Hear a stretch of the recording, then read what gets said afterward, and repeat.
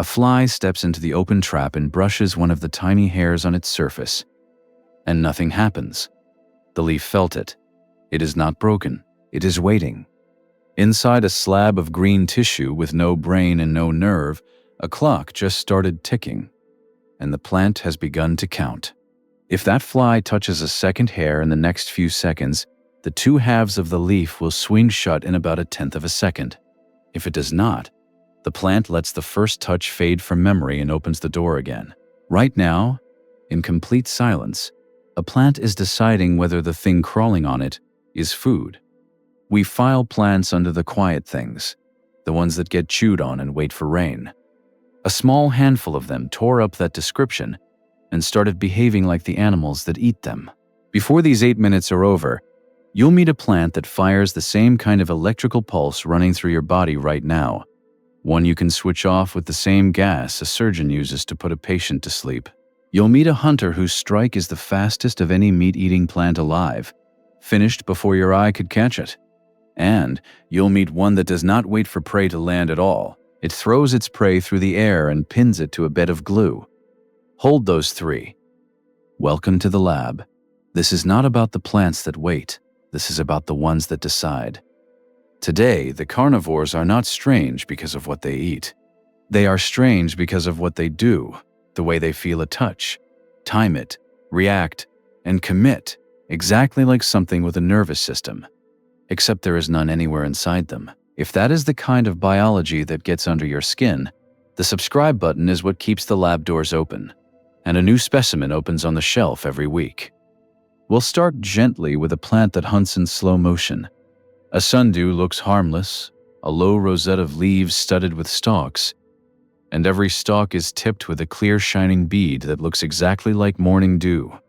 It is not dew. It is glue sweet enough to draw an insect in and strong enough to hold it on contact. And here is where the sundew stops behaving like a plant. The stalks begin to move, slowly bending inward, and they bend toward the captured insect, folding in from every side to press it down into the glue. This takes minutes, sometimes hours. It is patient.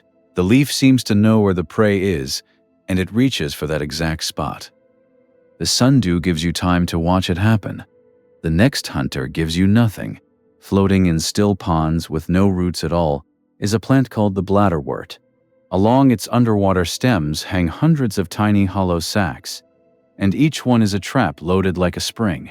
The plant pumps the water out of each sac until its walls are pulled tight and bowed inward, holding a vacuum. Then a water flea drifts past and bumps a trigger hair guarding the little door. That touch is all it takes. The door bursts open. The vacuum yanks a rush of water inward, and the animal is swept inside and sealed in before it can react. The whole strike takes about half a millisecond, at an acceleration up to roughly 600 times the force of gravity. This is the fastest hunting strike in the plant kingdom, and you could not see it if you tried. There is no decision here, no waiting. It is a pure reflex, and nothing that small gets back out. Quick pause, because we are halfway into something strange.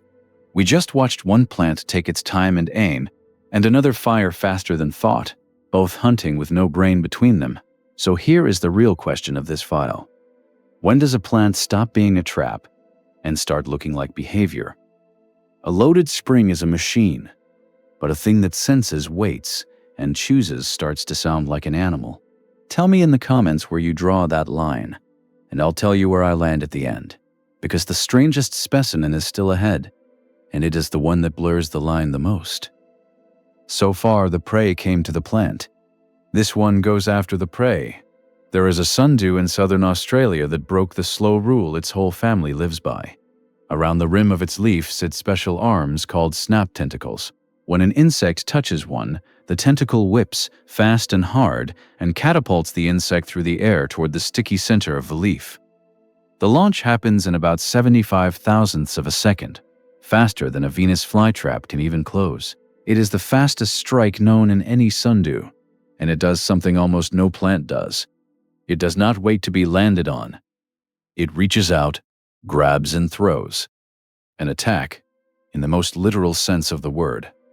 Which brings us back to the plant from the very beginning, the one frozen mid-decision, and to the strangest thing in this whole file, the Venus flytrap. Inside each trap stand a few stiff trigger hairs, sensors fine enough to feel an insect's footstep. When one is bent, the plant fires an electrical pulse called an action potential. And here is the part that should stop you. Of every electrical signal in the plant kingdom, this one is the closest there is to the kind firing across your own nerves right now. It is not identical to a nerve impulse, but it belongs to the same broad family of electrical signaling your body uses to move a muscle. One pulse, and the plant does nothing because a single touch might be a raindrop or a speck of dust. It holds that first signal in a kind of short-term memory, timed by a slow wave of calcium spreading through the leaf. If a second pulse arrives within about 20 seconds, the wave crosses a threshold and the trap slams shut. If it takes too long, the calcium fades, the memory is wiped, and the plant resets as though nothing touched it. And it keeps counting after it closes.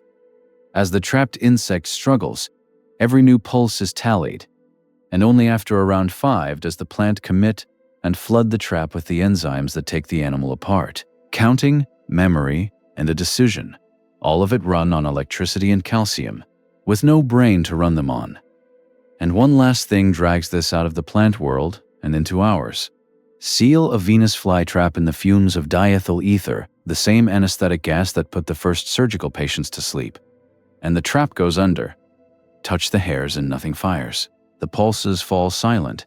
The leaf stops responding, just like a patient on a table. Clear the gas away, and within minutes it wakes back up and hunts again. The same gas that blocks signaling in an animal nervous system silences the electrical pulses in the plant, because underneath they run on the same kind of machinery. That does not mean the flytrap thinks, or feels, or wants anything. There is no mind in there to do the wanting. It means the tools we always filed under animal were never only ours. So where do I land on that line? Honestly, I stopped trying to draw it.